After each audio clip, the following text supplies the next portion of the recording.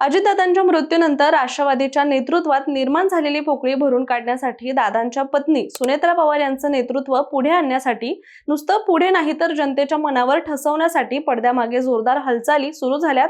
दादांचे राजकीय रणनीतिकार नरेश अरोरा एक मोठ्या योजनेवर काम करत असून लवकरच दादांचा वारसा सुनेत्रा पवारच पुढे चालवू शकतात हे सिद्ध करण्यासाठी एक राज्यव्यापी कार्यक्रम आयोजित केला जाणार आहे.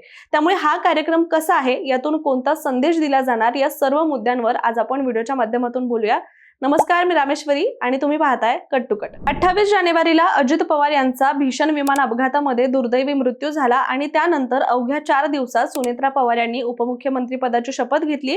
दादांच्या अकाली निधनामुळे निर्माण झालेली सहानुभूतीची लाट लक्षात घेऊन त्यांचं नेतृत्व पुढे आणण्याची प्रक्रिया वेगानं सुरू झाली आहे. मात्र पुढील 2-3 वर्षात पक्ष पूर्णपणे त्यांच्या नेतृत्वाखाली टिकेल का, 2029 पर्यंत ही सहानुभूती कायम राहील का, असे प्रश्न राजकीय वर्तुळामध्ये उपस्थित होत आहेत.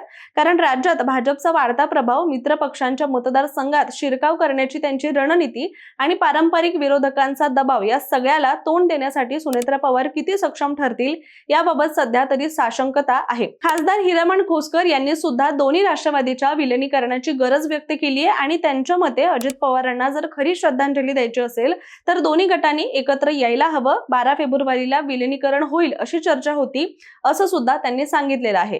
विलिनीकरणाचा मुद्दा बाजूला ठेवला तरी सुद्धा दादांच्या अकाली जाण्यामुळे अनेक आमदारांचं राजकीय भवितव्य हे अनिश्चित झालंय आणि त्यामुळे नव्या नेतृत्वाभोवती एकजूट होणं गरजेचं असल्याची सुद्धा भावना आहे.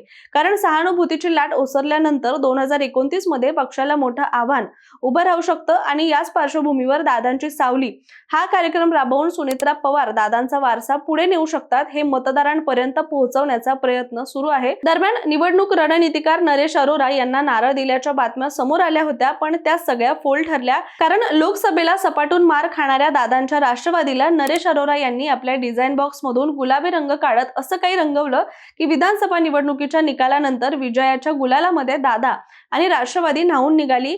यात नरेश अरोरा यांचं योगदान नाकारून चालणार नाहीये. आता हेच नरेश अरोरा सुनेत्रा पवार यांचं नेतृत्व तयार करण्यासाठी सुद्धा पुढाकार घेताना दिसतात.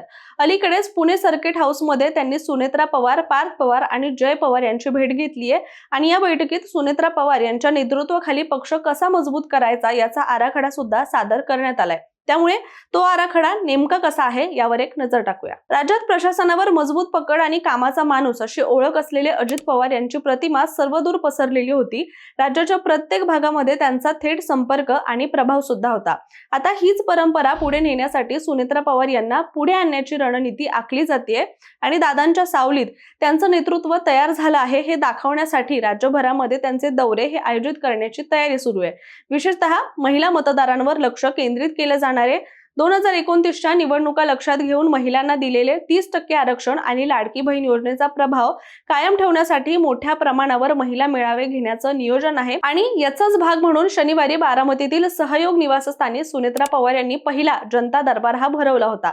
या दरबारामध्ये त्यांनी नागरिकांच्या समस्या थेट ऐकून घेण्याला प्राधान्य दिलं. दरबारात सर्वप्रथम जिल्ह्यातील दिव्यांग बांधवांनी भेट घेतली. घरकुलासंदर्भातील प्रलंबित प्रश्नांबाबत त्यांनी पूर्वी दिलेल्या आश्वासनांची आठवण सुद्धा करून दिली आणि त्यावर सुनेत्रा पवार यांनी संबंधित प्रश्न सोडवण्यासाठी प्रयत्न करणार असल्याचं सुद्धा आश्वासन दिले. याशिवाय कार्यकर्त्यांच्या अडचणी, स्थानिक राजकीय समीकरणं आणि निवडणूक प्रक्रियेदरम्यान घडलेल्या घडामोडी यावर सविस्तर चर्चा झाली. खेड, आंबेगाव, जुन्नर, शिरूर, हवेली आणि मावळ या तालुक्यातील पदाधिकाऱ्यांशी संवाद साधत सुनेत्रा पवार पक्ष कार्यामध्ये सक्रिय झाल्याचं सुद्धा पाहायला मिळालं.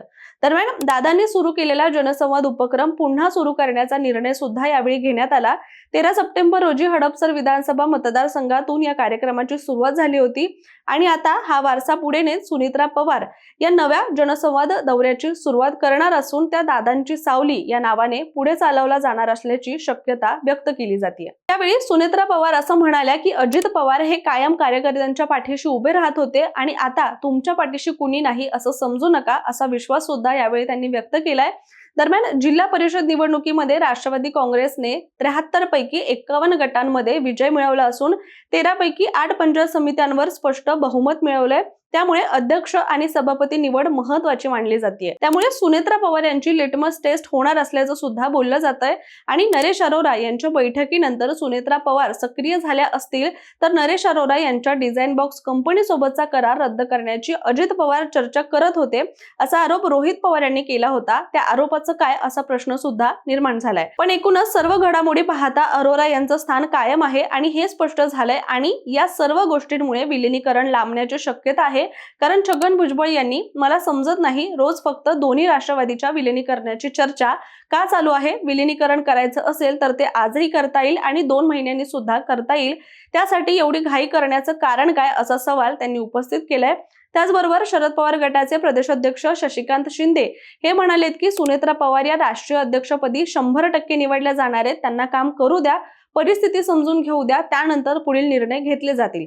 राष्ट्रवादी शरद पवार गटाकडून देखील विलीनीकरणाबाबतच्या चर्चेला पूर्ण विराम देण्यात आलाय आणि विलीनीकरणाचं सूत्र कसं असेल याबाबत चर्चेत ठरवलं जाणार होतं आणि जिल्हा परिषद निवडणूक झाल्यानंतर यावर अंतिम निर्णय घेतला जाणार होता।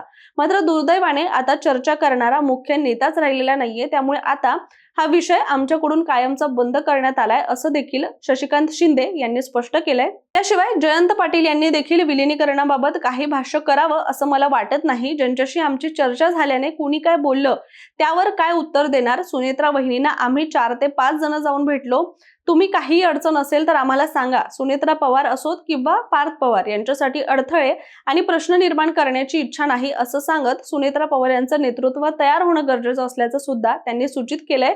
शिवाय या सगळ्या मागे भाजपची विस्तारवादी भूमिका मोठं कारण सुद्धा मांडली जाते।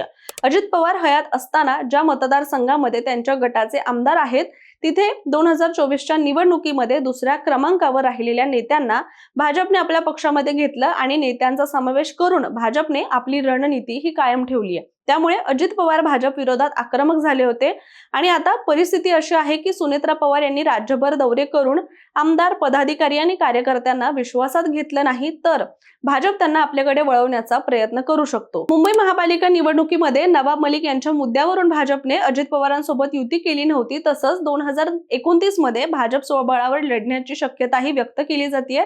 त्यामुळे राष्ट्रवादीवर नियंत्रण ठेवण्याचा आणि योग्य वेळी आमदारांना आपल्या गळाला लावण्याचा प्रयत्न होऊ शकतो अशा सुद्धा चर्चा आहेत। सुनेत्रा पवार यांच्या नावाला पुढे करताना पार्थ पवार यांच्या नावावर सुद्धा विरोध दाखवून भाजपने आपला प्रभाव कसा ठेवू शकतो हे देखील दाखवून दिलंय। त्यामुळे सुनेत्रा पवार आणि त्यांचा पक्ष सध्या सावध पावलं टाकताना सुद्धा दिसतोय। दादांची सावली आणि महिला नेतृत्व ही थीम आकर्षक आहे, पण पुढे जाताना तटकरे, पटेल, भुजबळ आणि मुंडे यांसारख्या नेत्यांची भूमिका महत्त्वाची ठरणार आहे। अजित पवार आणि शरद पवार यांचं प्रभाव क्षेत्र जवळपास एकच असल्यामुळे शरद पवार गटाची भूमिका सुद्धा निर्णायक राहील। एकूणच सुनेत्रा पवार अध्यक्ष झाल्यानंतर त्यांच्या समोर अनेक राजकीय आव्हानं उभी राहणार आहेत। मात्र दादांची सावली ही संकल्पना पक्षातील कार्यकर्त्यांना एकत्र ठेवण्यासाठी महत्त्वाची ठरू शकते। मात्र आता सुनेत्रा पवार दादांची सावली ठरतात का हे तर येणारा काळच सांगेल। मात्र याबद्दलचं तुमचं मत काय कमेंट करून नक्की सांगा आणि अशाच माहितीपूर्ण व्हिडिओसाठी सुद्धा कट टू कटच्या YouTube चॅनलला सबस्क्राईब करायला विसरू नका।